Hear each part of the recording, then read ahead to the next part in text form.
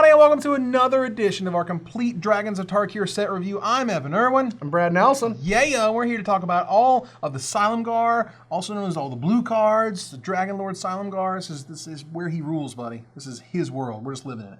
I completely agree with And that. he's super good, and we'll talk about him later. Now, this card, Ancient Carp, now I'm going to tell a joke here, and that means this card is bad. But when I first was looking through the set, this was actually yesterday, I was looking through the set, I was trying to take some notes and whatever because I wanted to be a little bit more prepared, and my daughter was sitting there with me at the time, and she looked at it and she was like, "Ancient crap?" And I was like, no, Ancient Carp. And she's like, "Oh, I thought that said crap." And I'm like, "You're not far off." Yeah. And that's it. That's the story. Anticipate. Well, I had a lot I wanted to talk about that card. No, you didn't. I agree with you. You lied. You lied. Now, you can talk a lot about this card. This is Impulse 2.0, worse because spells are worse. I think this is actually really cool to kind of look back and say, wow, they had it really good back in the day, where now this is a little bit underpowered, quote unquote, compared to Impulse, but it is still amazingly playable. Yeah, and this card actually is good, but I love Patrick Chavin's article where he just breaks down why it's good. Yeah. And he did all the math. And, I'm not going to lie, Chavin puts a lot of work into his articles. I put a lot of work into, the decks and where the format's going. But, I love reading his articles just because when he talked about this card, I'm like, I knew all that, but now I know all that. You felt it, but then you see the math that proves it, Yeah, and that's just it. This card is going to help control decks a lot. Right. In a lot of different ways. It lets you keep so many more hands. Mm-hmm. And that's what these cards are supposed to do. Think Twice helped you hit your land drops, but it was just 2 cantrips for 5 mana. Right. Whereas this card is going to help you dig for specific things. You get to keep 5 landers in this in a dig through time, or you get to keep 2 landers with this in a bunch of different spells because it's going to help bridge any gap that you have. And anyone that says that this card isn't good is just doesn't realize that control decks were missing this. They really were. You really want something to kind of smooth out your draws, and when you see cards like Ponder, and you see cards like Preordain, and you basically learn that the 1 mana cantrips, specifically the 1 mana Find Spells, it's just they're just busted. They're just way too good. Yeah, and this guy just smooths everything out. And for all of you spikes out there that have been playing a lot of Standard recently, you realize that one of the biggest plays against the dig through time control decks was to just not do anything until the turn that they could cast dig through time, where you're just building up your hand, because you don't want to run something into a downfall or into a dissolve, because that's just going to help them enable their delve or their dig through times faster. Yeah, get stuff in the graveyard. And they can't do anything for those turns 3 through 4 before they can actually get to 5 and actually cast a dig through time. So now that doesn't happen anymore. And that's one of the biggest advantages the mid-range decks had against the control decks, was where you can just wait it out for a couple turns. You have a Courser in play, they didn't kill it because they're sitting on too many counter spells, and you're like, all right, well, I'll just let this sit and play for a while. And now that's not a thing. If you don't do something, they're going to cast Anticipate, and they're going to get closer to killing you and sculpting their hand. So this is the perfect thing that control needed, and another reason why I'm so mad because I hate control. Oh, that's too bad. Now, all the control players are just high-fiving, and they can't believe they finally got this spell. This spell is great. They're going to play 4 of it always. If you follow Shaheen Surani on Twitter, your phone literally just starts salivating from his tweets. It just gets wet. You're like, ew. I can literally feel him salivating through his phone when he talks about these control cards. Such salivation. Oh, it's good. So, in Limited, is this just as good? Is this better? Is this worse? I don't see any reason why you wouldn't play it, because there is prowess and there are things that trigger off spells. This set doesn't really have prowess as much as it does have... whenever you play a non-creature whenever spell you, it has all those, they just all are warded out. Exactly. And so this is going to see play. Right. It also helps sculpt hands. And there's decks that just don't have things to do on turn 2. And late in the game, it helps you sculpt your hand, find your dragon if you need a dragon, find your land if you need a land. Right. Looking at 3 cards and picking the best one is a really good ability. Impulse, and this is the worst Impulse because Impulse was actually a very good card. Yeah, well, basically, back in the day, we didn't know what we didn't know, and also some things didn't really get great until other cards came out. So Brainstorm was and then Fetch Lands came out, and Brainstorm was, amazing.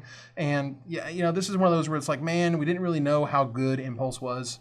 But now we know exactly how good an Impulse is, and this is a slightly powered down version, and it's still amazingly playable. Yeah, and it also is probably a card that is good in combo decks if there are any. We still have Ascendancy. Ascendancy still can be a combo deck that lives, or like maybe not the combo decks as we know them, like the ones from the Pro Tour, but like the Jeskai token combo brews. Right. Like this card fits right into that because you're always looking for different pieces, and it's very powerful. Telling Time was another card that saw a lot of play, but this is just a superior version to it because oftentimes you want to get rid of 2 of the 3, like you're digging for a specific thing. Right. Yeah. Telling Time is where it was a blue and a colorless, and you got to look at the top 3. One's in your hand, one's on top, one's on bottom, and that's cool and all. But like if you look at 3 lands and you're like, I gotta draw that land. That sucked, and that sometimes happen. Whereas you don't have that with Anticipate. Of course, you're going to have the flip side where you get like 3 awesome spells. And you have to pick one, but if that's your biggest problem, that's not really much that you of a hit problem. all 3 of your best cards. Yeah. Oh damn! I get to choose. Better have a shuffle fact. Tell you what, Bell Toll Dragon. You know who the bell tolls for, buddy? Another one that puts more counters on each creature. It's like a theme. Dude, I'm just locking out to who the bell tolls because, I don't know how many dragons you're supposed to have. Apparently, you're supposed to have a million of them. But at least this guy's flying hexproof, so okay. To be fair, the morph dragons are definitely supposed to play a lot because your morphs die anyway. And we've already seen that you play a bunch of morphs that cost a lot of mana. Right. And that's a deck already. You play 18 or 19 lands, all these morphs that flip up for a bajillion mana. Sure. And you just play a bunch of 2/2s until you do something else. Until you can actually do something impressive. That was my strategy at the Pro Tour. Like I was like, here's my really complex multiple sideboard plan, red-white deck, and here's my draft strategy of just drafting all the morphs. And just flip them up when I have the mana to. Like that was my plan.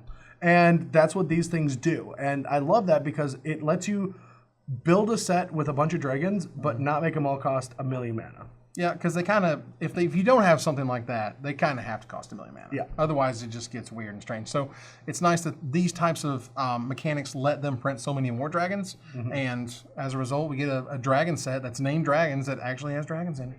It's amazing.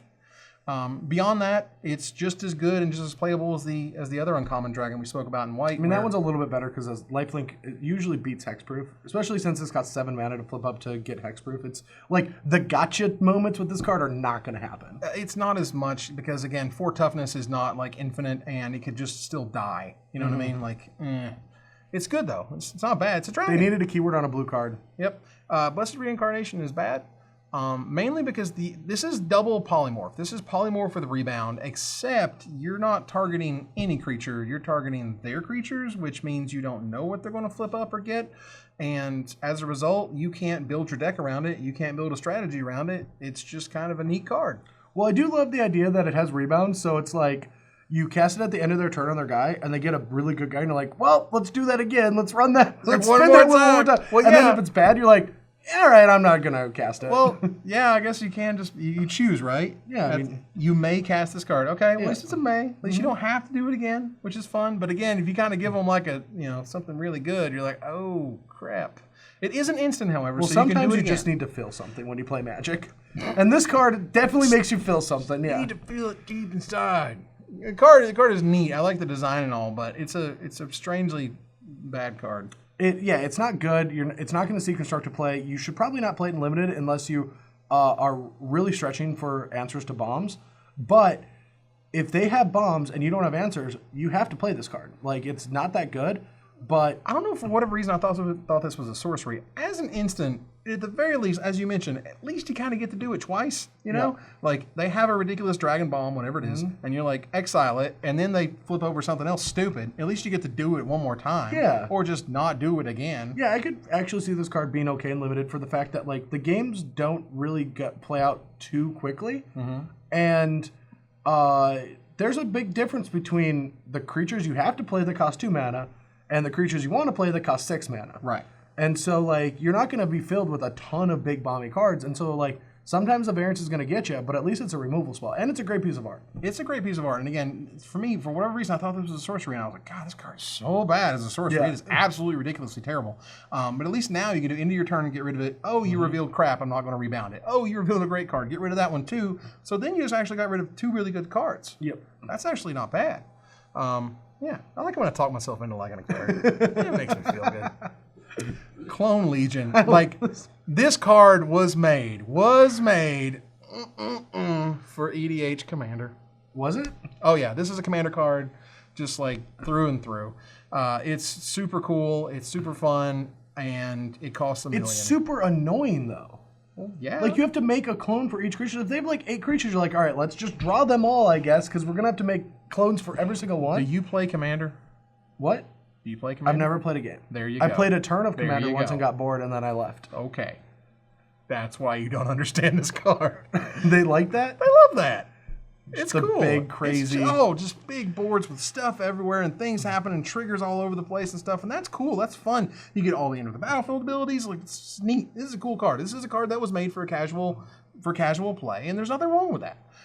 It's unplayable and limited because it costs $1 million. And yes, 9 mana is the stretch. Usually 8 mana is where you can get to. 9 is really difficult. I can see bringing this in like, this is like your trump to like both players just having like the stall deck. Like they both can just like have a bunch of creatures staring at each other, and there's no way either deck has to win a game. You win a game with Clone Legion. Sure. But yeah, 9 mana is where I tend to maybe bring it in, maybe. Exactly. Maybe. Contradict. Oh, the arguments this thing has brought up. The Force of Will. Well, some people made a fake, mock-up of Force of Will with this art, which was kind of silly. But the big argument for this was it's a 5-mana dismiss. Dismiss was 2 blue and 2 colorless for this exact spell. Yep. And there was this sort of big debate of just like, man, they're making spells so much worse. It's really clear in spells like this that spells are worse than they used to be. Is that a good thing? Is that a bad thing? Why are creatures so much better? Why should creatures be so much better? It's not like people like playing with creatures more or anything. And it's not like people don't really like playing against a spell that's 4 mana that does this because it's ridiculously powerful generally. Aren't these Grand Prix numbers, and even these open numbers, a little indicative? Yeah, of like that creatures are better? Yeah. I would think. Well, again, this just plays into the fact that just mentally getting your creature countered is a lot worse of an experience than playing your creature and then they cast a removal spell. I don't know exactly why the human brain works the way it does, but I know that it is a better, more fulfilling experience if you got to live with your guy just for a moment until you pass the turn and they kill them. I mean, than it is when you tried to play them and they said no. I have spent years playing this game professionally. Mm-hmm. And about the last year, I've been actively trying to get emotion out of my game. Like on the competitive level, like most of my friends think that I lose every round because I just don't have any emotion. Mm-hmm. Like I always look kind of sad. I have like resting depression face. Mm-hmm. And I was waiting on the other option. Yeah. Okay.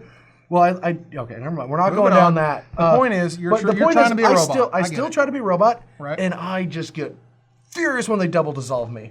Just furious. I just hate it. And if they had double Doombladed or double whatever, then yeah. It wouldn't have been as bad. I don't know why. The point is, stupid counter. This is still a good card, particularly in limited. I don't see it in constructed anymore because it just priced it out at 5 mana. But at 5 mana in limited, it's still fine. It's still good. Yeah. Not bad. No. You'll still like it. Dance of the Skywise. Woo woo. I love this card. Mega Dragon. Yeah, it's Mega Dragon for the turn. Mm-hmm. And it could be like a protection spell. Like it's like you have to think of this as it can be a pump spell. So like when you attack with your 2/2 and they block with their 2/2 and you just make yours a 4/4, that was just a white +2/+2 until in a turn. Yep. That was a spell. Absolutely. So like this card is actually just a busted limited bomb. Or like goes in every deck that can be played blue. It goes in basically every blue deck because it is never, a pump spell. It's never really that bad. No, provides evasion, pump. Gets rid of other things that have happened to it, and like give this thing -X, whatever.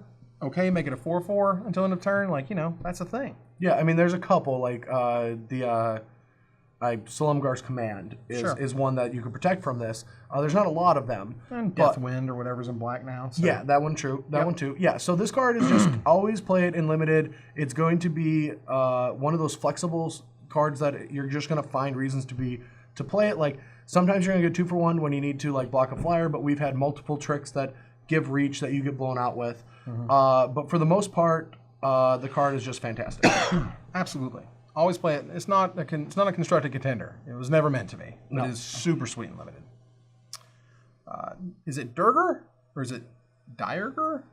Is it Nemesis? Nemesis? Nemesis? Durger Nemesis? Diurger? Hey, y'all. I think it's bad. I think what I'm trying to say is bad. I'm trying to pronounce bad. I don't know if it's bad. I mean, it's a huge wall. A 7/6 Megamorph. And it's a huge blowout when you it does get to attack that turn though. Oh my god. I don't know. I don't know how much. Okay, that changes things. When you can Megamorph after you've attacked with it, that's different. Yeah, I mean you don't get to attack again, which sucks. But it is a blue card where like get that one time. You get that one time. But I mean, I don't know. Feel good. I don't know if you've ever done this, but my favorite thing to do in Days of Old Limited was play the Monastery Flock face down. Okay. Put some counters on it. Attack before blockers. Flip it up into a defending flyer, like evasive threat that kills them. That was my favorite thing to do. Nice. You know, boons like the Dragon Scale boon it, so it has 2 counters because you've got some combat in it. And all of a sudden you're attacking for 2 in the air. Ah! And so this is another defender. Kill you with a defender. Like it feels good. Like making them like give you the autograph afterwards. Like, this is what you do, is you attack your opponent, kill them lethal, and then ask for their autograph when they sign the match slip. Like, can I get your autograph, please? You never do that? No, Brad, I don't do that. Oh, every time I beat Kibler, I ask him for his autograph. Oh, my and then God. hand him the slip. Of course you do. Be careful to not hand him his playmat. Yeah, no, I don't own that. I don't own 5 of them. Call. Cool card, though. Attacking with Megamorph, that's the key. All right, so Dragon Lord's Prerogative. Opportunity is a card. Opportunity is this card, but it doesn't have the dragon text all over it. How good is this card? Opportunity is a really good card. It's a very good card. I'm asking you, is this better, or is it just as playable, and is Opportunity still good in this type of metagame? I would not see why. I mean, with Jason's Ingenuity, I do feel like Jason's Ingenuity is a little bit better because you want to cast something on turn 5, and that sets up better delves, and like turn 6 is usually your dig through time turn. So I still think Jason's Ingenuity is slightly better just because it's cheaper in standard. But I do also think that this card is very powerful, especially in like control mirrors when you can just show them a Silumgar and just draw 4 cards. Oh, that's gotta be good. Yes, and So it's gonna be really good in the sideboard. Yeah, or it still could just be like a 1-of main deck or something. Like you don't want to go deep on your card advantage spells in these colors, especially since Impulse is now a thing too. Right. You don't have to run 3 or 4 of these. But yeah, I mean, I don't know where this card's going to end up. I would be surprised if it sees no play though. At the very least, the sideboard scenario that you described, control versus control, this trumps it. That's important. Yes, and just getting to draw 4 cards. Make sure you hit all your land drops. They can't counter it. It's huge. Yep. The downside is you cast this. Like, you have to have a follow-up to punish them. If you cast this, it can't be countered, and they're like, okay, well, now that you're tapped out, I'll just cast my own or something. Right. I guess they'd have to discard. But, no, this card's great. But with Treasure Cruise and Dig Through Time already in the format, and also, like, Duress is coming back. So, like, blue-black control, like, definitely has a leg up against blue-white control. So I don't know where all this control is going to happen. Like, we should just, call our, like, control experts that have been waiting to win standard matches for a very long time. Like, they're prepared to play these cards. So Shaheen, you there? Shaheen, you ready to up that win percentage? Let's do this. What are we playing?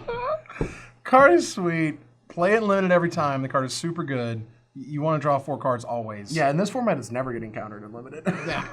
No. Elusive Spell Fist. So that's a Spell Fist. It's a Spell Fist. Oh, it's a human monk. Elusive Spell Fist. That's a hell of a name. Yeah.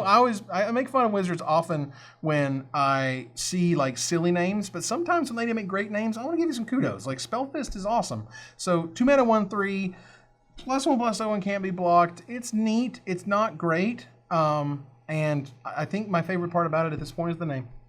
Yeah, I mean, I still think that this card is going to see a lot of play just for the fact of how good. I don't remember the name. It's the one through with prowess.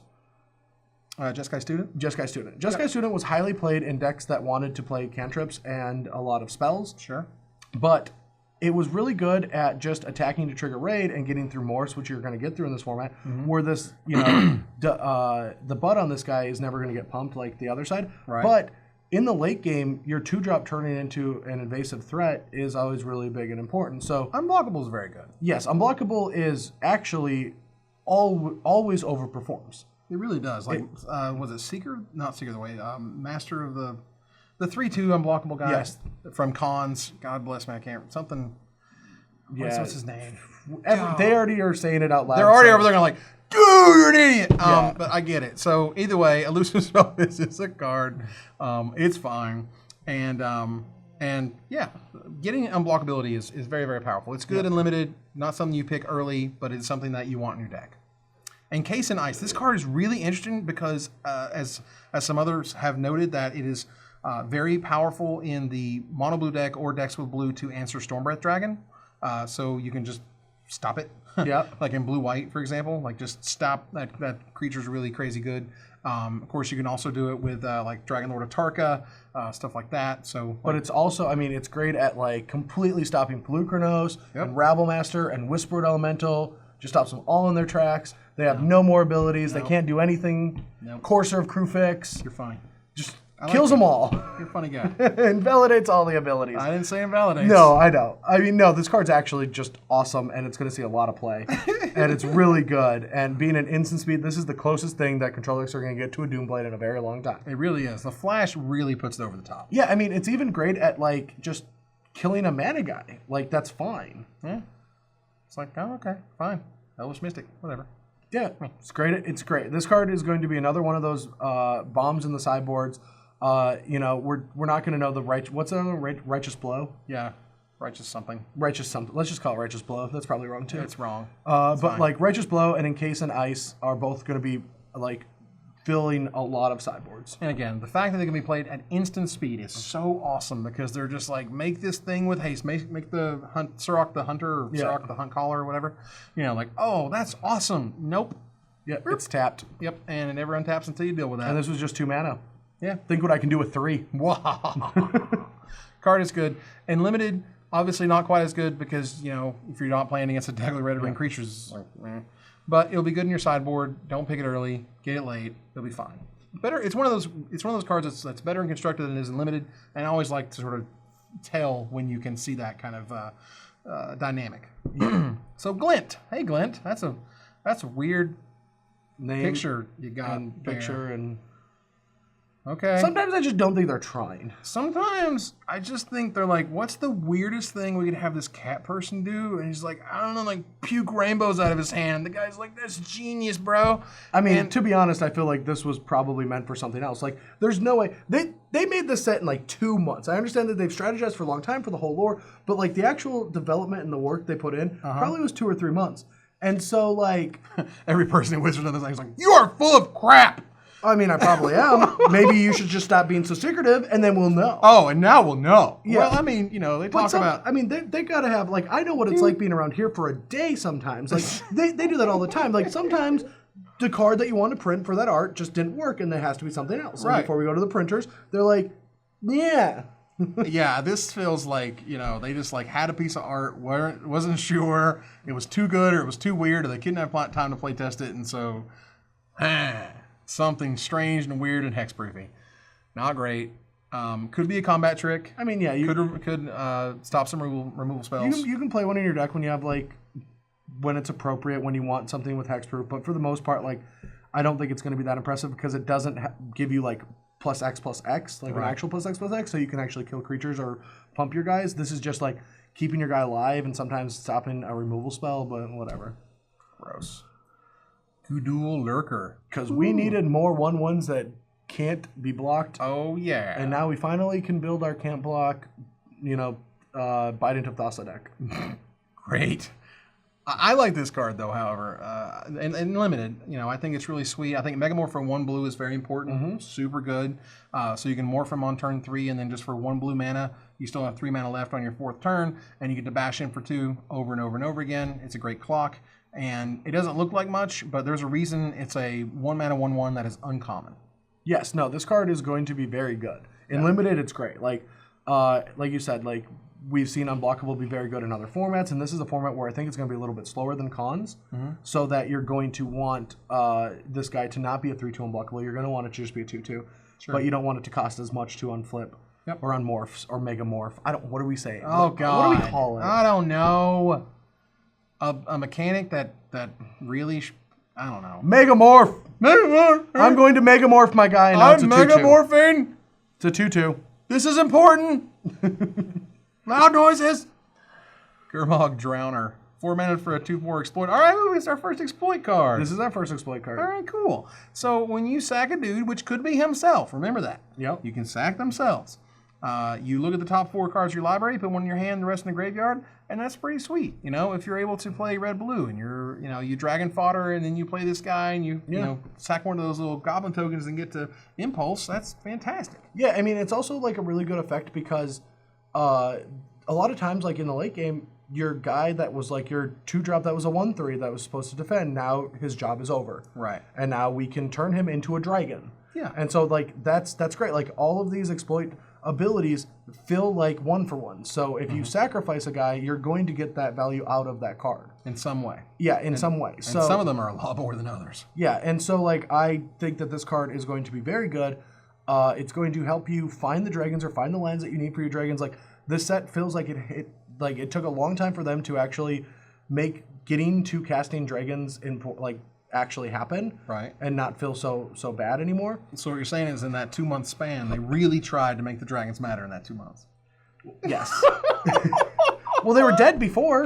Of course they were. Yeah. So yeah, I mean, and this is one of those cards that like it's not super exciting. It's not something you have to pick super early, but it is a card I think that you would basically like having because again, late game, this card is great. Now on turn 4, not so much because you're. And if you don't want to sack, you don't have to. Yeah, I love the fact that it's also a May. It's super cool. There's some really cool cards with exploit we're going to get to.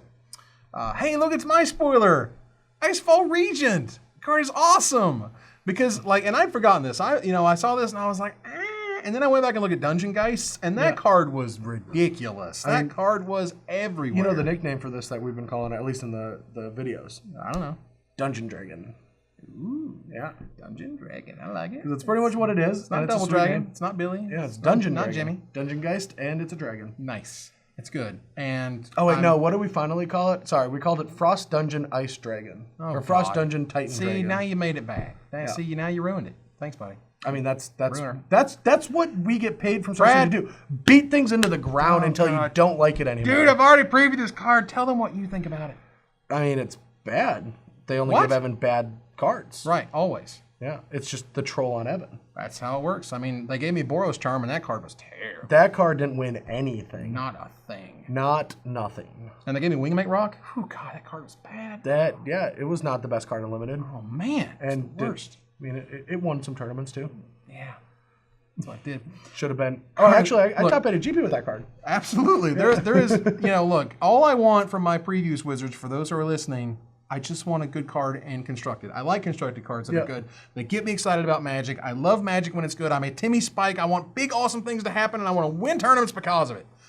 He'll win the tournaments. I'll get excited. See, now, if Wizards, if you're out there, I want the worst card in the set, and I will write like 3,000 words about it. No, oh, shut up. No, I would. I would love it. No, you wouldn't. Yeah, I would. No, you would hate life. It's better than not having a preview card. This card is amazing and limited. It is very good and constructed. It's unbelievable and limited. It's probably a very good sideboard card and constructed because it's one of those cards that invalidates something for a turn and then must be dealt with on your turn.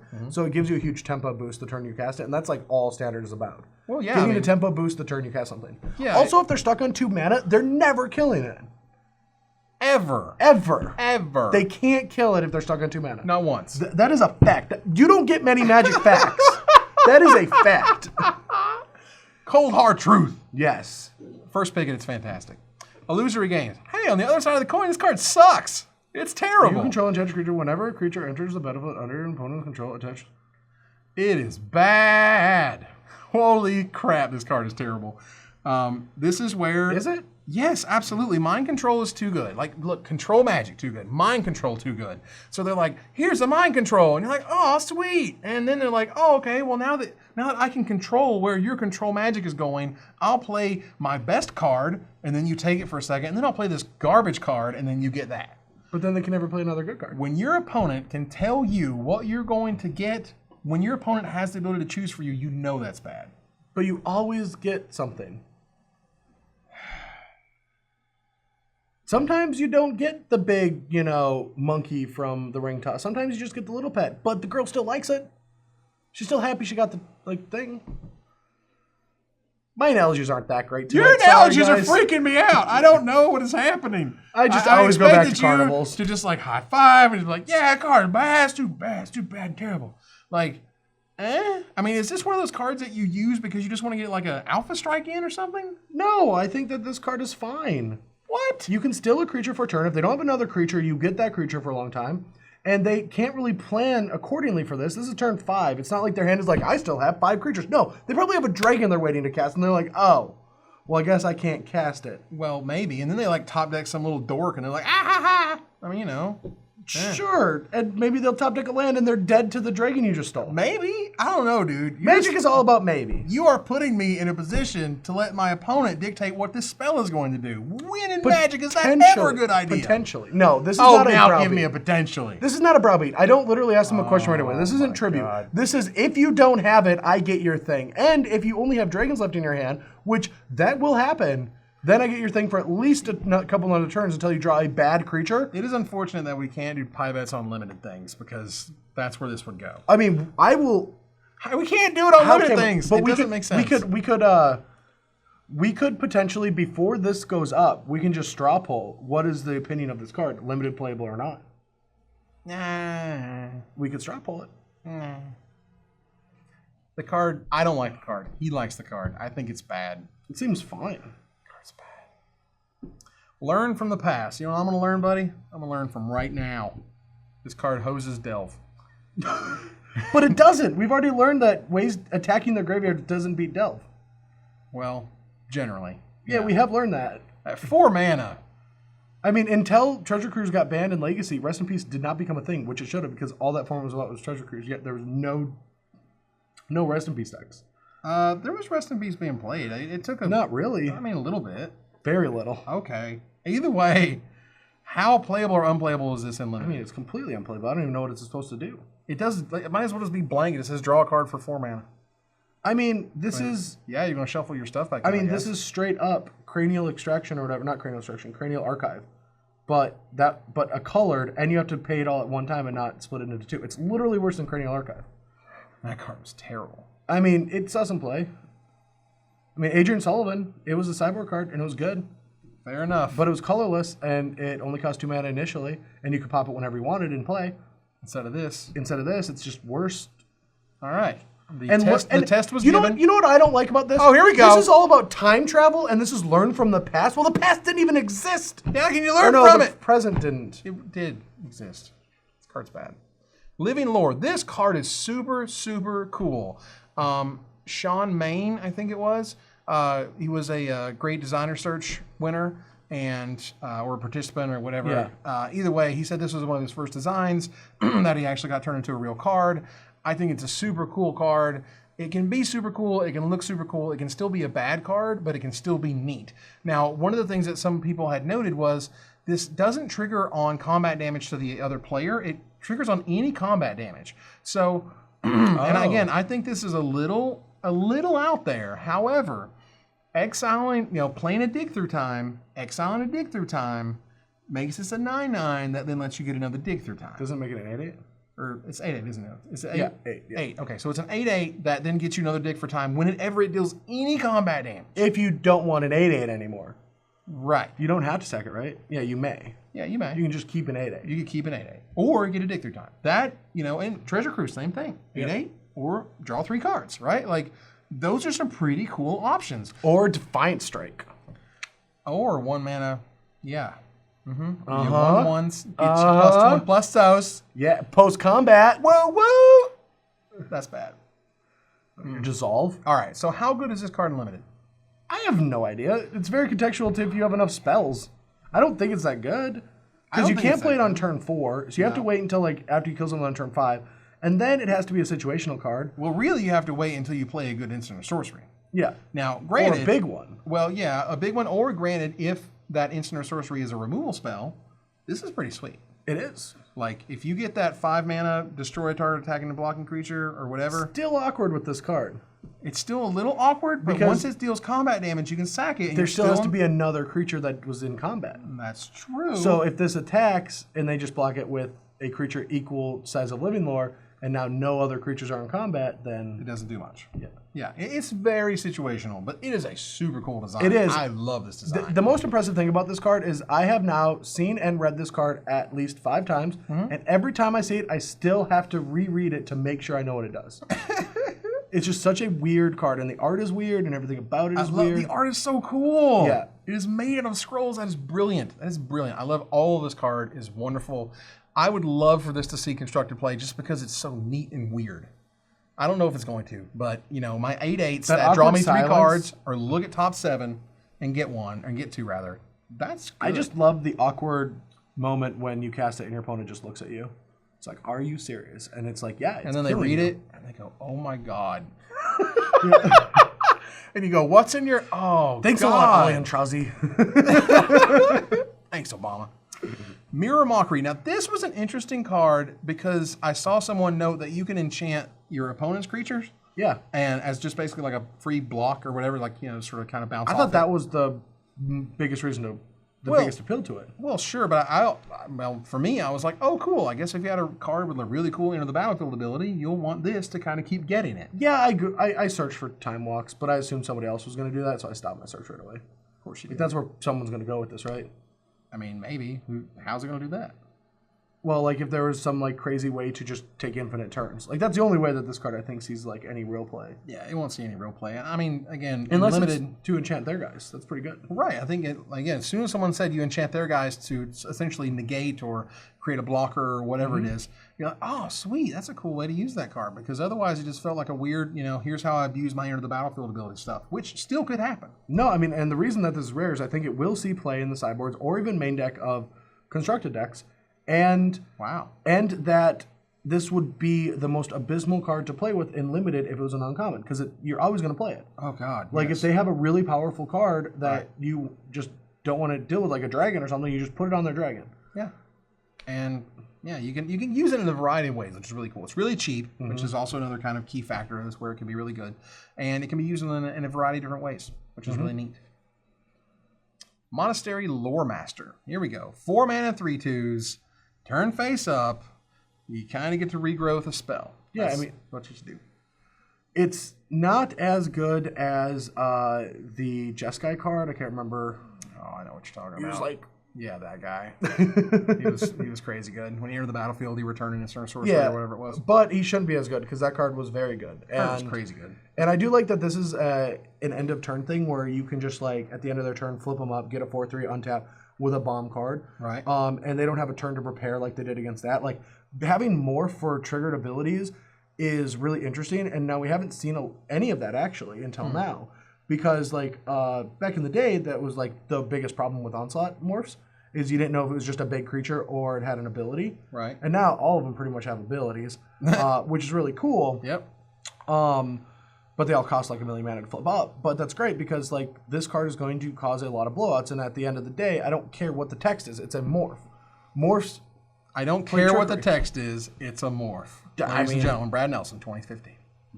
I mean, maybe I sounded a little too Ben Starkey there, but like morphs are great. Morphs are great. Yeah. And into your turn, get back a really good spell is also great. And you could randomly get back a Planeswalker if that's what you have. But at that point, that's right, the Vapors. The Vapors. It's very good.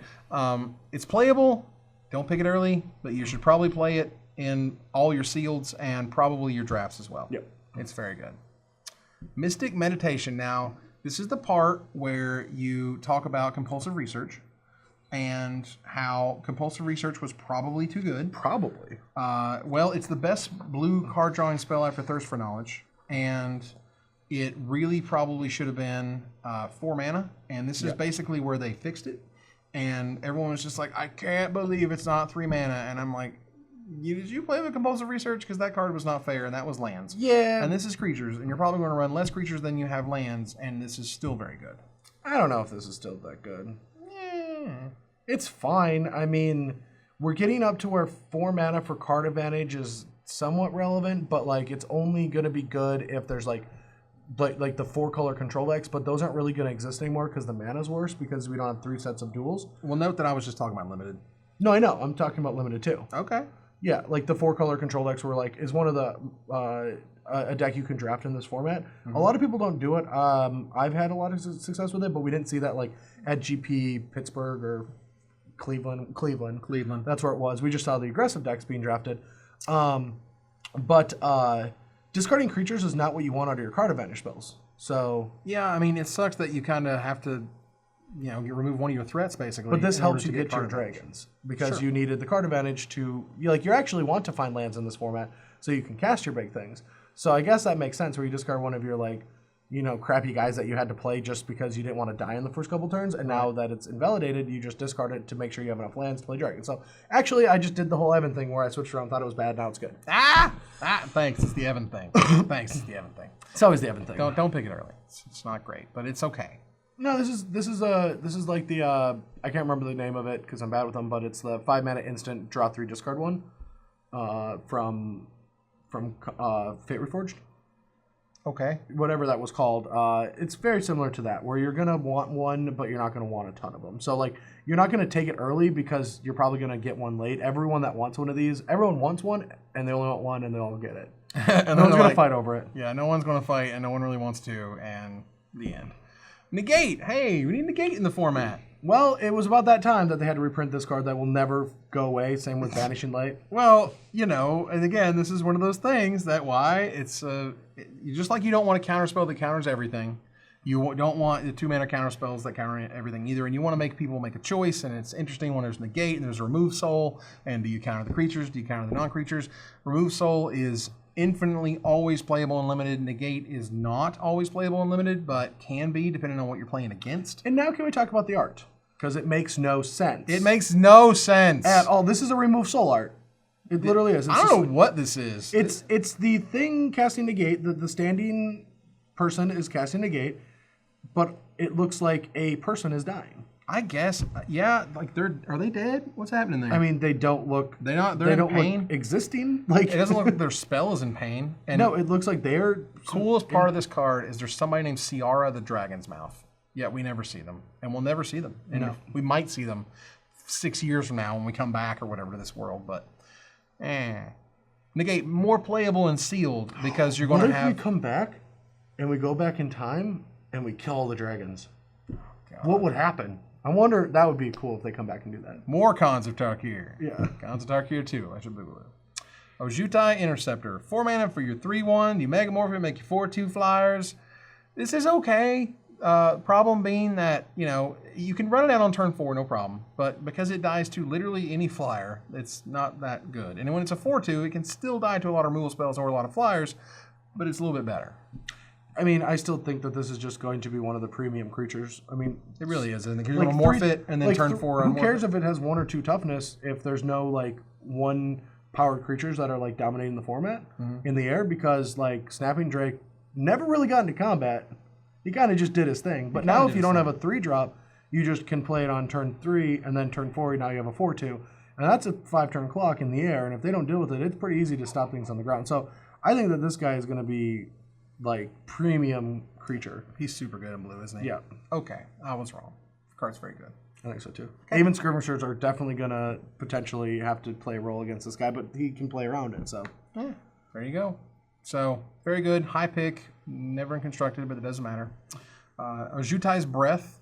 This card is sweet. I love the fact this has rebound. I think it's really neat. And I don't know what else to say about it much. It's, you know. Yeah, I mean, it's not as good as they've reprinted a million different ways. Yeah, I mean, I like the idea of like tap that guy and then tap that guy. But because of how cycles work, I mean, you could cast it on your own turn and then again on your own turn to keep the same guy tapped down, which could be good and limited, or like combat to be attacking. And when you're defensive, you can tap down one guy and then rebound tap down another guy, and then next turn neither of them untap. Right. But to be honest, every single type of effect like this is situational, decent. Not as good as Crippling Chill because that cantripped. Right. But it's going to be good. Yeah, I mean, it's one of those, like, because it's instant, at the end of the turn, you can tap a dude, and then you rebound it, you tap another dude, and then you have a whole another turn cycle, which is fantastic. Also more Galaga. Old. Hashtag old. Thanks. Ojutai Summons. Oh my god. This card is so bad compared to Talrand's Invocation. It is absurd. Talrand's Invocation, for those who don't remember, was 2 blue, 2 colorless, sorcery to make 2 2/2 flyers. What does this card do for 5 mana? 1 2/2 flyer. Doesn't have prowess or anything cool on it. It's just a 2/2 flyer. And you'll get another one the next turn. And sure, there's a lot of prowess-esque abilities that trigger on rebound, and that's great. But, like, Tolerance Invocation was also busted. That card was nuts. And I'm not saying it wasn't nuts. I'm just saying that like if this was 4 mana, make a 2/2 flyer and rebound next turn, it would have been okay. Would have been just fine. Would have been good. 5 mana?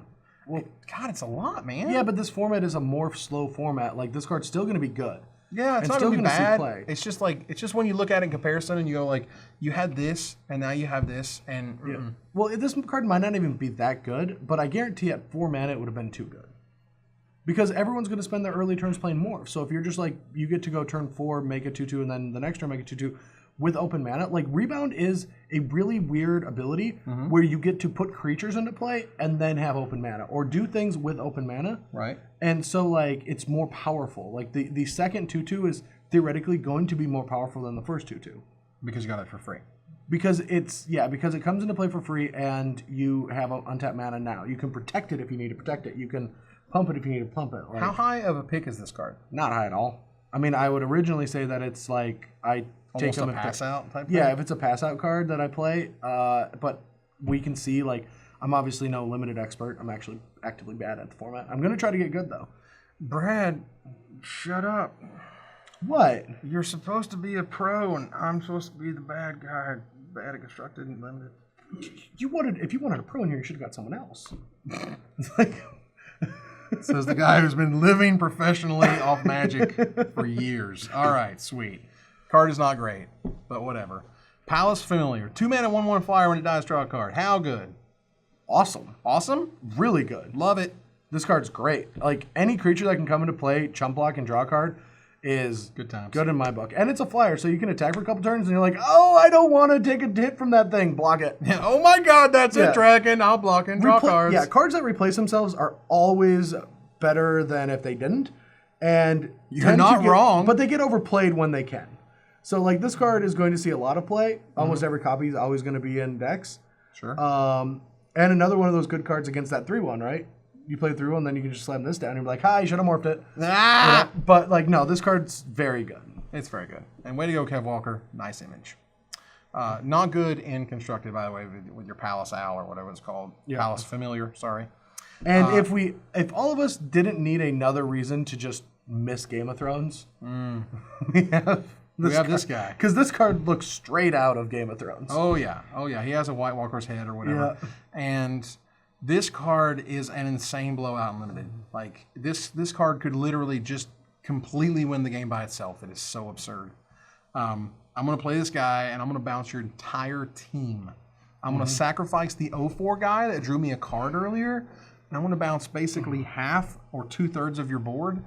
Good luck winning from that. Yeah. This card seems bonkers in limited. Just crazy. Yeah, it's not, and it's a decent, it's kind of like, I can't remember the name of it, but it's the morph that flips over and counters a spell. The Stratus Dancer? No, the one from the Cons. Void Mage Prodigy? Oh, No, from Cons. from Cons. It was the same. It was the that same one. base power and cost, but it had more flip up counter, and you get control of it. And that card was great as a 3/3 for 4 when you needed a hill giant, Right. and great as an ultimate ability when you could morph it and like later in the game blow them out. And that's just this card. Like sometimes you're going to hold this for the win, and sometimes you're just going to slam this on turn 4 and say, I have a hill giant and I'm going to attack you with it. Yep. And it's all fine like that. Like perfect card. I would always first pick it because it has potential blowout and it's also just a 3/3 for 4.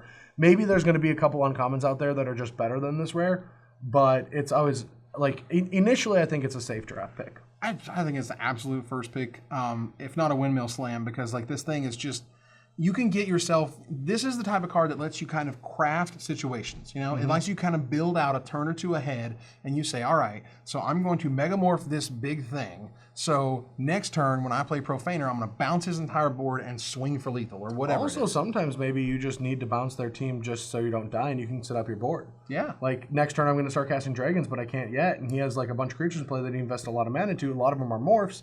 I can just put them all back in their hand. So what you're saying is, it's good when you're behind. And it's good when you're ahead. Therefore, it's awesome. That is true. Not a constructed card, because constructed doesn't really work in terms of like, you know, build my board, I build your board thing. But it doesn't matter. Limited all-star. Yep. And could be good in Commander. I don't know. Return to their... We only can say that a couple times. all creatures your opponents control. That's pretty good in Commander when you have a is, yeah. multiplayer format with a lot of creatures out. Just saying. And then Carsey Dark Deceiver. Deal.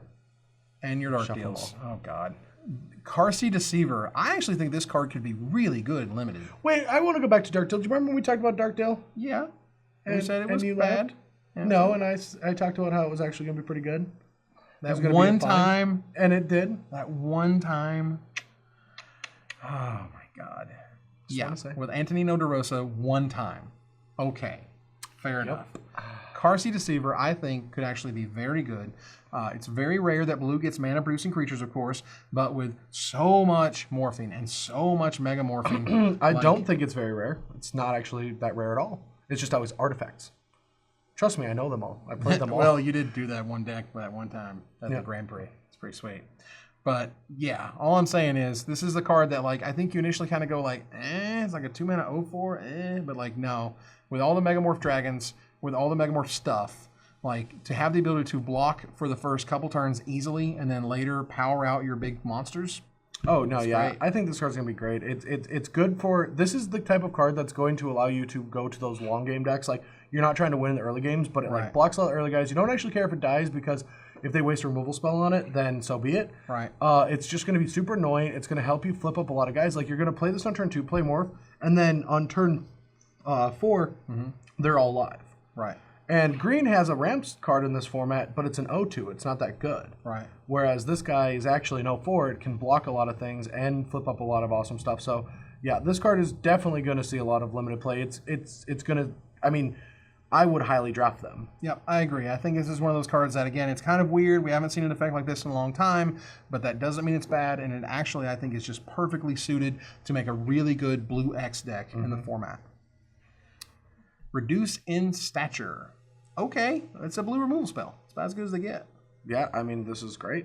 I mean, you know, it's no pacifism and all. I get it, but like, you know, okay. I mean, if you play Reduce in stature on their dude and you attack and they block their dude and it dies, then you 1-for-1 them. Okay, like you didn't get your guy through. I get it, but at the same time, you probably made a dragon nothing or made some ridiculous rare nothing, and that's great. So this is one of those like you pick early. You always play them in your blue decks. And that's it. Yep, blue removal is always good. It's always overplayed. It's always good. Shore Crasher Elemental now. Is this the second coming of Mono Blue Devotion? No, but they want us to think that. They totally want us to think that. Thassa like tripled in price. Master of Waves tripled in price. Did they all really? Oh, yeah. As soon as this card was revealed, everyone was just like, oh my God, Mono Blue is back, baby. Woo, woo. I remember. You know what the real killer is? There's no Frostburn Weird. I was just going to say that. There's no Tidebinder Mage. There isn't. Yeah, there's no Cloudfin Raptor. Yeah. There's no Judge's Familiar. They're all worse. Yeah. Like, all the options are just worse. Yep. And so, sure, and I don't even think this card potentially is better than Nightveil Spectre. Well, no, and it doesn't really need it. It doesn't really need to be. It just needed the mana symbols. You know, It needed 3 blue in the mana cost. But everyone kind of forgot about Dre and Frostburn Weird and the fact that the one-drop Judge Familiar was still there. And Frostburn Weird was, like, shockingly, unbelievably good. Oh, my God, like, it was great. Every deck that could play it played it, and it was just so annoying. Like, you couldn't Anger the Gods them, or like I don't think there was a Drown in Sorrow in that format. There wasn't, but like Anger the Gods was in that format, and it was the one creature that you couldn't pick off with that, and it got really annoying. It was super good all the time, and I actually saw people today talking about how they play Frostburn Weird in their cubes, and it's great because it's just this huge pounder that it can stay on the ground and block whatever, or it can get into aggro mode and kill them. And this card is awesome, but doesn't have those really key 1 and 2 drops that you had before. So, beyond Mono Blue Devotion, is this playable and constructed? I mean, if it's playable and constructed, it's going to have some kind of version of Mono Blue Devotion. Like, you're going to want to play this with Master of Waves. And you don't want, like, this isn't a Morphling.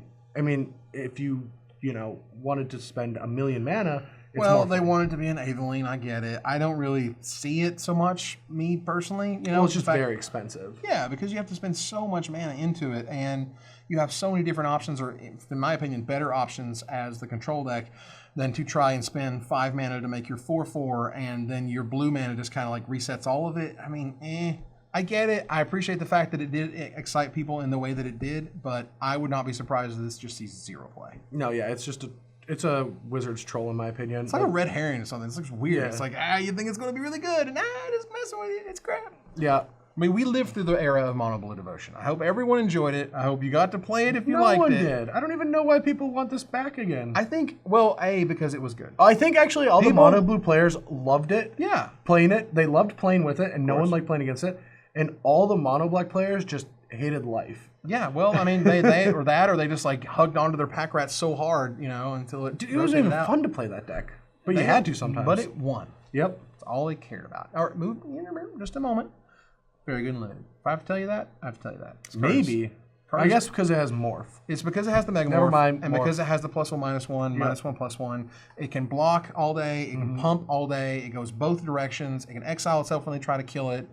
Card is very, very good. Yep. Don't get me wrong. It's a very high pick. First pick is fine. It's good.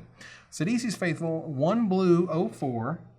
Yeah, so if this you want card is awesome. This card is very good. If you wanted to sack itself, then you just did a sorcery unsummon, and that's okay. That is okay. Now, if you sacrifice something you don't care about, or something they pacified, or whatever it is, like you just got awesome It's also value. a really good card to just put on the board, get some defenses, and then exploit later with something else. Like if there is a good exploit, like if you have a Sidisi, this card's going to be perfect with it because it can hold the ground. But later in the game, you can just sacrifice itself, bounce a creature, have a big tempo swing. Well, you only get the exploit trigger once. No. What I'm saying, like, you just hold it for a while as an unsummon. Oh, I see. Or you can play it unsummon. early to You don't block play a it. guy. Gotcha. And then, like, if you have a Sidisi in your deck, you can, like, sacrifice it and go tutor, or if you have better exploit cards. Yep. But, yeah, this is a role player in the deck.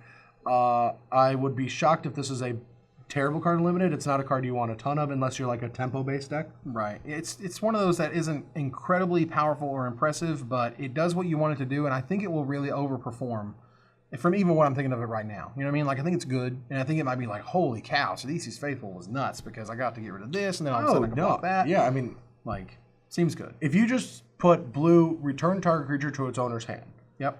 that card would be playable, and this is just a better version of that. I'm okay with that. Sight Beyond Sight. Okay. What?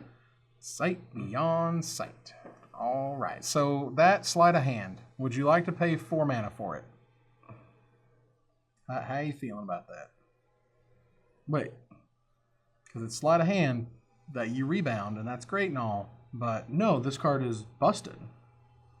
This card's like, well, this it's two is sleight of inspir- hands.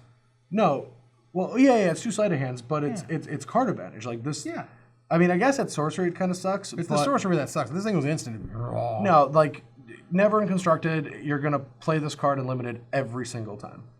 Pretty much every time. You want to pick it early, it's going to be good. It's not going to be bad. It's card gonna be- advantage. It's bad and constructed, but it's really good and limited. Yeah, every time. Love it. Love it, love it. Silumgar Sorcerer, I love this card because there's just a ton of text all over it. It's just like they wanted this card to do this thing. They wanted it to remove soul. They wanted you to be able to play it, hand sacrifice itself to remove soul. They had to give it flash. I love how they explain flash, like they explain the blah, blah, blah. Like they're like, seriously, you can play this as anytime you can play an instant so you can counter that spell. They want to make it really clear, and it is. And the ability to have a 3-mana 2/1 flyer that can counter their dragon, and you sacrifice the 04, the 1/1 goblin token, the whatever they pacified. Itself if you have to. Like, that's awesome. Card is really, really good. I mean, this card's extremely pushed. I could see this card seeing constructed play. Wow. I mean, it's a counter spell that acts as a creature that is another card you can hold up when you're like holding up your telling time card. Sure, anticipate. Yeah, anticipate. Yep. Like, it's just more flash cards make other flash cards good. Right. And this, countering creatures is the most important thing in standard, but this can also come down and like attack at planeswalkers or do whatever. After sideboard, like they're not going to have removal, so it's just a 2/1 that attacks them. Like, it's probably not going to see constructed play, but like this is another card that could, like, we didn't have this when we built our Mono Blue Devotion deck for our Versus video, and if we did, we would definitely have some copies of this in the deck. This is true. Now, ultimately, super good and limited because it's even better in sealed because that's big creature versus big creature kind of becomes a thing. But yeah, in draft, still a fantastic card. Yeah, no, this card is just busted. I think it's pushing constructed play, and I think it might get there. It's possible. Silumgar Spell Eater. 3-mana 2/3s. Now, this is your mana leak. This is your Megamorph mana leak. Once we used to have Mana Leak back in our day, and now it comes on a morph that you have to pay 8 mana to mana leak something. Well, you know, they printed Mana Leak in the core set, and then they did it again. Just like they printed the Titans in the core set, and then they did it again. And what happened? They shouldn't have, and everyone hated it. Yeah, that's pretty much what happened. So they can't really bring that spell back, and nor does anyone really want it. And you kind of get these weird kind of different versions of them now. And honestly, to be able to just morph this guy and just, you know, leave up the mana, like you're probably going to blow somebody out with it in limited, no question. Oh, for sure. Like they're going to be expecting a big dragon or whatever it is, and you're just going to be like, oh, Mana Leak, and they're going to be like, oh my god, my big dragon just got countered. Yeah, I love that all these have real relevant abilities now. Like all these morphs, they cost like 2 and they flip up. Like the great thing is none of them are just feel like too overly busted in the early game. Like all of them that flip up for cheap mana are all going to trade, right? They're all going to become 3/2s. Right. And so they did the whole rule where they're like, we're not going to make anything destroy people in combat in the first couple turns. They're not going to make anything that will destroy combat or destroy people in combat that doesn't cost at least 5. Yep. And as you see, this is at least 5 for a 2/3. But now all of these like flip abilities are just busted good. And when these cards get manifested from all the Fate Reforged, it's even dirtier. Like, soul summons into attack you, go, and they're like, play a morph. Like, yeah,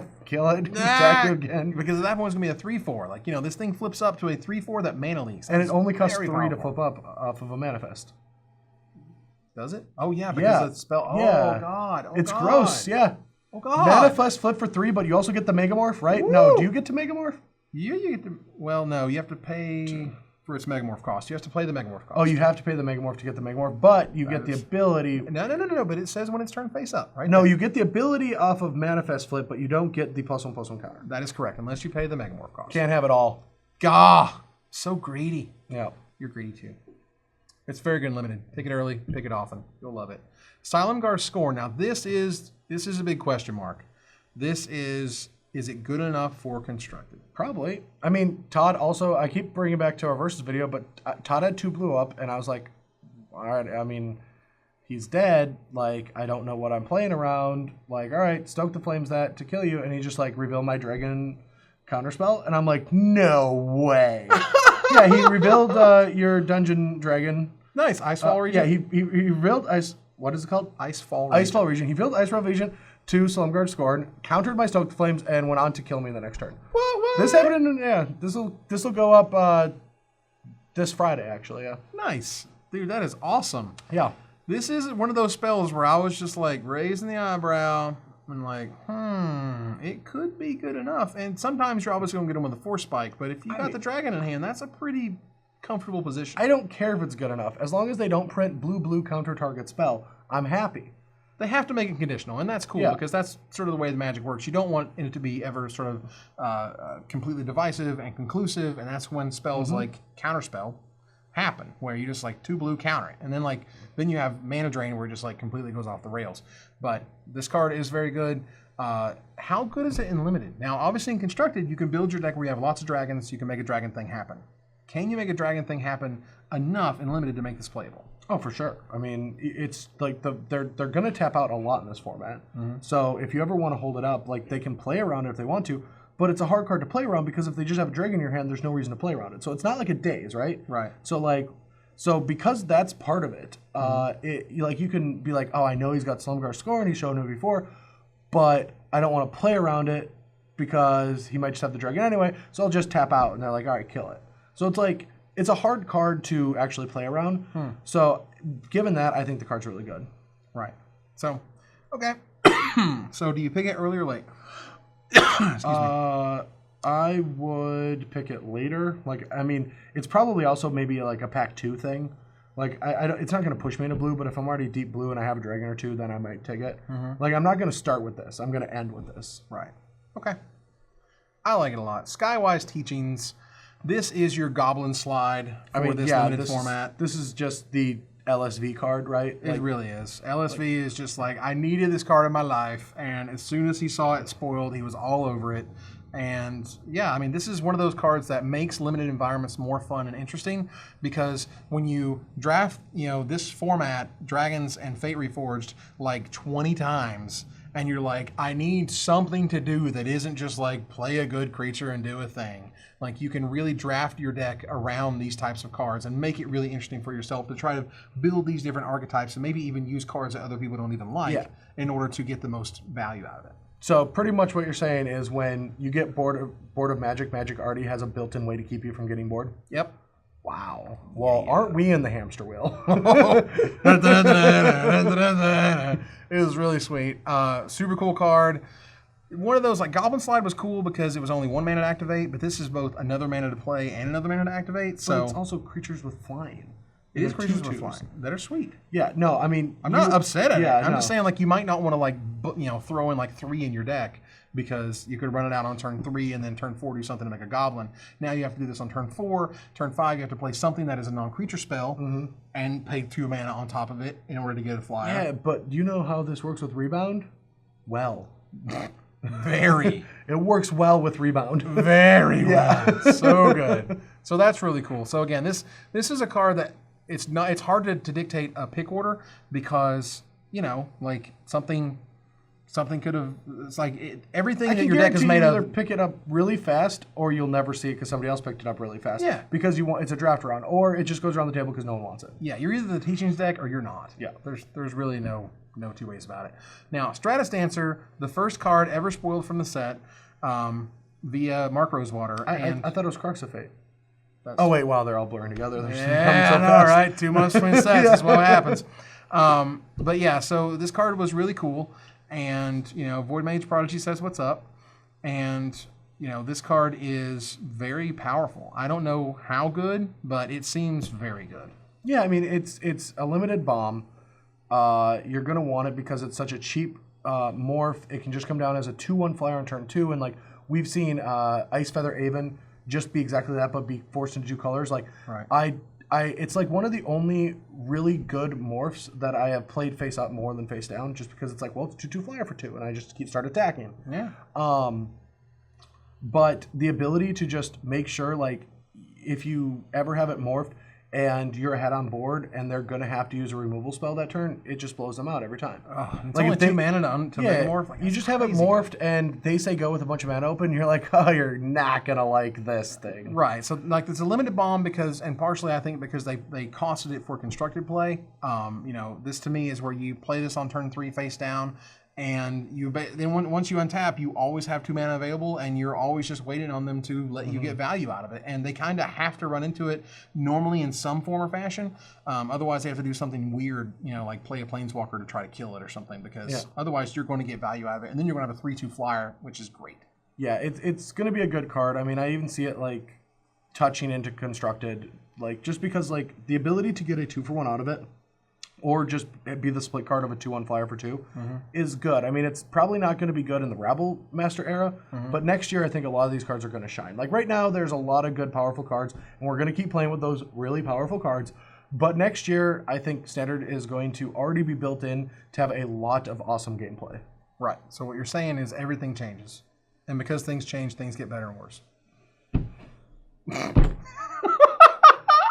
Tygom's Strike. There's your 4 mana. +2/+0, unblockable. Here's your rebound. Now we've seen this spell in a variety of different manners. Sometimes I want to say we've seen this for like literally this exact cost without rebound. Stuff like that. It's like it's one of those like go-to blue things. Like give it some pump for the power and give it unblockability so that you can end the game, because this is a card that ends games. Yeah, this is the kind of card where you're having a good game of Magic. You're like, I'm going to do this morph thing, and then I'm going to block, and then I'm going to kill this thing, and they're just like, play this, and you're like, oh, well, no. And then you have that one turn to draw the thing before they give another +2/+0 and unblockable, and you're just like, yep, we're all done here. Like rebound kind of, it saves you time. That's what rebound is. It's a time saver. Like you're going to lose. Oh, well, in that case. Sure, whatever.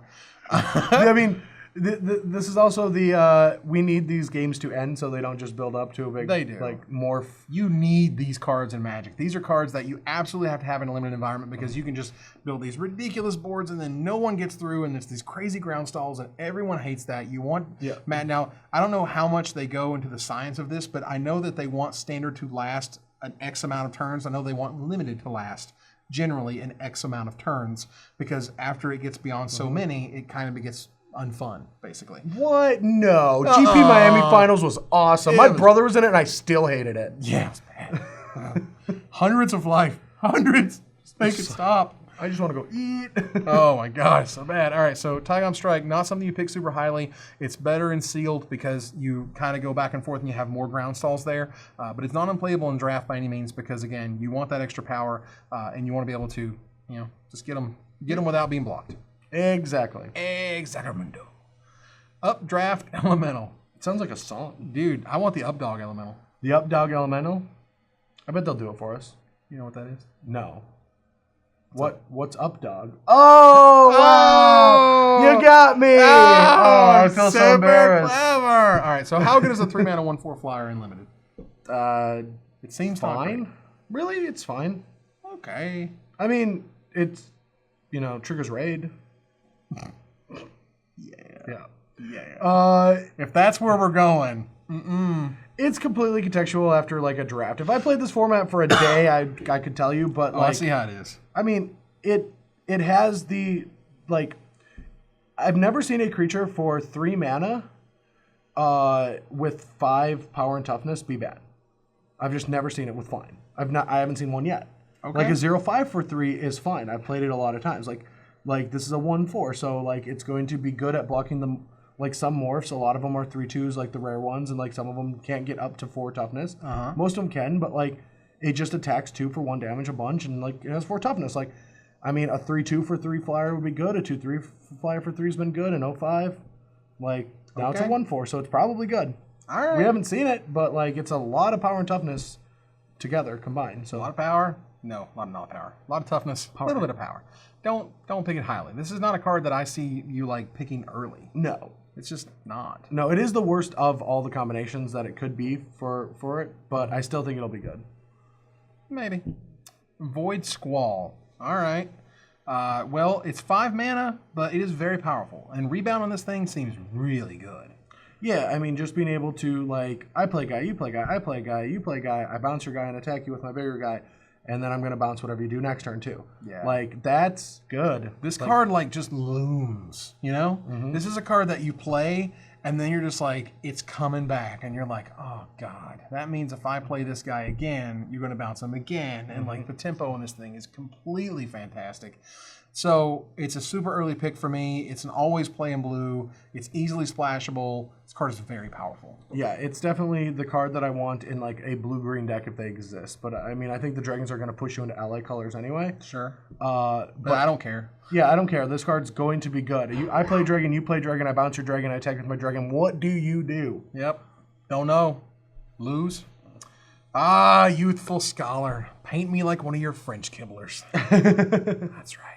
That's right. It's the Brian Kibler of cards. This card is amazing in limited. This is a fantastic card in limited. I don't know if I can possibly say how good it is when you get 2 cards out of your 2/2 dying. That's so good. Yeah, no, this card's great. Oh. They're obviously going to have to like to not get straight up like 3 for 1 because they're going to lose a guy and you just get 2 back. They're going to have to jump through some hoops by like unmorphing or doing stuff. And if they do, you just draw 2 cards and you're like, all right, now I'll take my turn and I got some value out of this. Woo. Like, yeah, this is the kind of card that you will like try to clone the next turn. It's that good. This card is super good and limited. Pick it early, play it always, play multiples if you got them. This card is great. You will love it. Zephyr Scribe is a 3-mana 2/1. This is your looter, and when you play the non-creature spell, you get to untap them so you can loot again. Like, looters are awesome. Looters are always awesome. Card filtering is amazing. Card filtering that it's blue is even better because it's not the red filtering. The red filtering is where the goblin filtering is where you discard first and then you draw. Oh, no. Blue gets to draw first and then discard because and then it's make the a decision. best. Yeah, because it's the best color.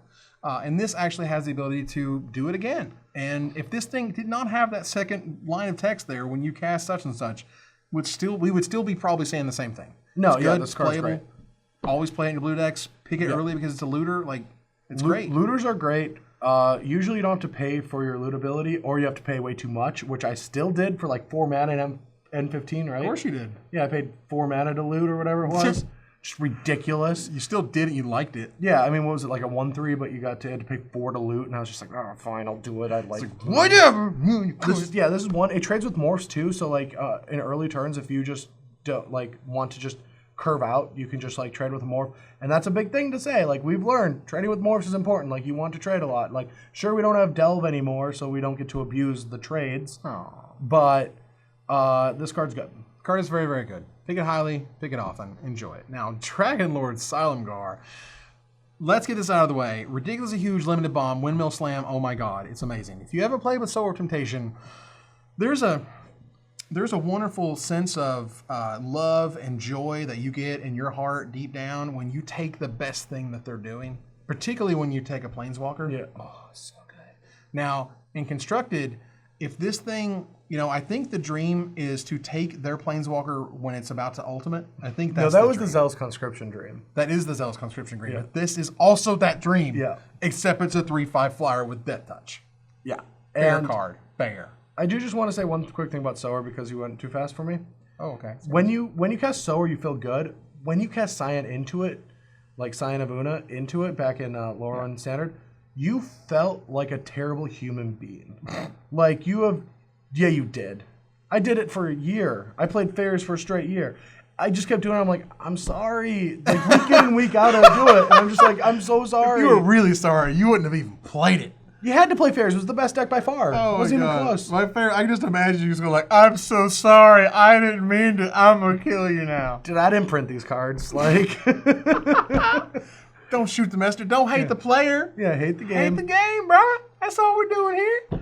Oh, man. Dragon Lord Silumgar is great, fantastic. I expected to see it show up in Constructed. That power and toughness box is very, very important these days because creatures have gotten so good. They've made it very important to pay attention to the power and toughnesses that you see so often. So when Siege Rhino is a 4/5 and you have Roast that deals 5 damage, like that's an important thing. When this is a 3/5, it gets right underneath Elspeth's minus ability, and that is super important. And Overstoke. Yes, beat Stoke under Elspeth. Jumps That's over Roast. It's all great. It's a Roast jumper because you can't hit the flyer. Can't do it. It also has probably the sweetest part of the flavor in the entire set. It really does. Yeah, which has Taziger as a piece of jewelry. That's amazing. Because I didn't even see that on Reddit. I just saw the art for it, and I was just like, what is around its neck? And I scroll, and I'm like, that looks like Taziger. And I just explored myself. And then I was finally going to go to the interwebs to like talk about it, and then everyone else was talking about it. I'm like, well, I'm always late to the party, but it's awesome. It's still really cool. It's really, really awesome. I love this card. It's great. Fantastic. Necromaster Dragon. Okay, 5-mana 4/4 flyers already. It's rare for a reason. This card is super sweet. And yeah, so I can deal damage to a player and get 2 mana and get zombies. Awesome. Yeah, I'll take a zombie. Yeah, sure, whatever.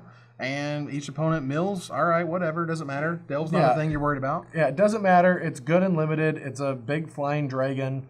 Like, you play big flying dumb idiots that attack people, and then this has abilities. First pick, enjoy it, love it. No constructed application, but it doesn't need one. Ruthless Deathfang. He's ruthless. He don't care. He don't care. I love this because it's like it's like a throwback to that old rare from Ravnica that I really liked. It's like 2 colors, green, black. Whenever you sacked a green creature, you did something. Whenever you sacked a black creature, you did something. It's like one of my favorite cards. But there isn't much sacrifice in this set, right? Like Exploit. Oh, Exploit. Never mind. There's a lot of it. There is. Well, that's what I was thinking. Like, you know what I mean? When I first read this card, I was like, what? Like, isn't that weird that you're going to have to like go look for cards and make you, and like, oh, there's a mechanic built around this. Yeah, and there's a Merciless Executioner. I think so. I think it's in Fate Reforged. Yeah, but that's part of the limited. It was triggered. Yeah, absolutely. Same limited format. Yeah, so like so again, they have to sack 2 guys. Yes, and the fact that this works perfectly with the ability that blue and black both share, obviously make this card better than your average dragon. Do you think they planned that? I don't know, man. I think it's like an accident. Maybe, probably. It's a happy one. It's real happy. Card's good. Pick it early. Play it always. Silumgar's Command. Speaking of pick it early, play it always. We're hitting like all the hits. All the hits. all the black blue gold cards are nuts. Like, this card is sweet. Guaranteed 2 for 1.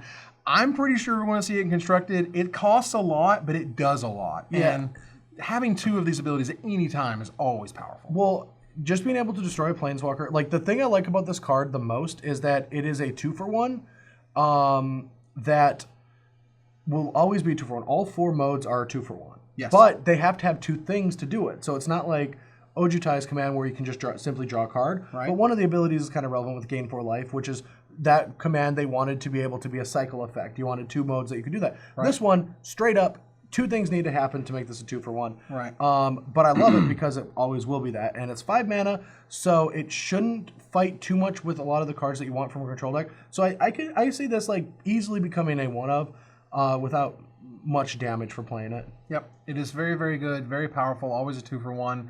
Like, when you're able to get, like, the Sickness, which I'm pretty sure is countering non-creature and destroying a Planeswalker, that might be the best 2 modes together. I mean, I'm pretty sure if they have a Planeswalker, you're probably just going to slam, kill it during your turn, and bounce a land, or bounce one of their other permanents in play. Possible. Like, for example, like this just is like the Xenagos cleanup crew.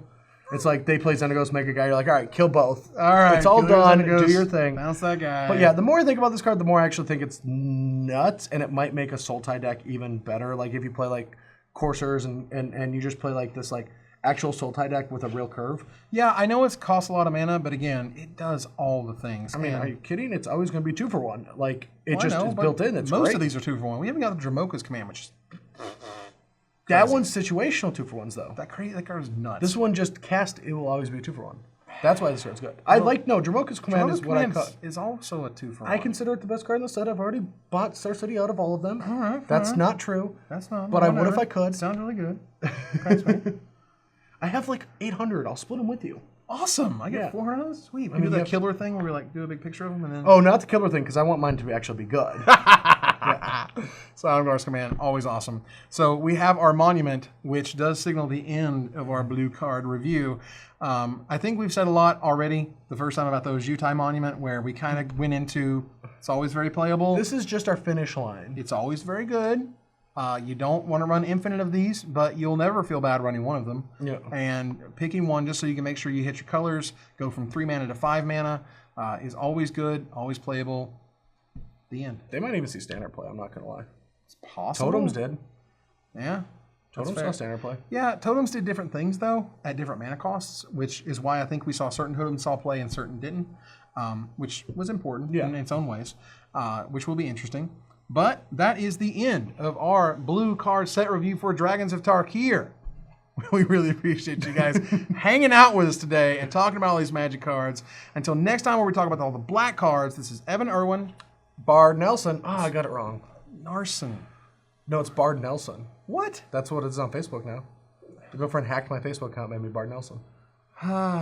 Sorry, you just have to be catching. Pretty soon. No, dude. We're switching to Bread Nelson in a week. Bread? Bread Nelson. Bread. Yeah. Okay. Got to get those carbs. Give us our daily Nelson. All right.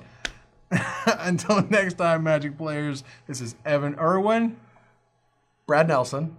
Tapping the cards. So you don't have to. Yeah. That was much smoother. It was way better. Yep. Mm-hmm.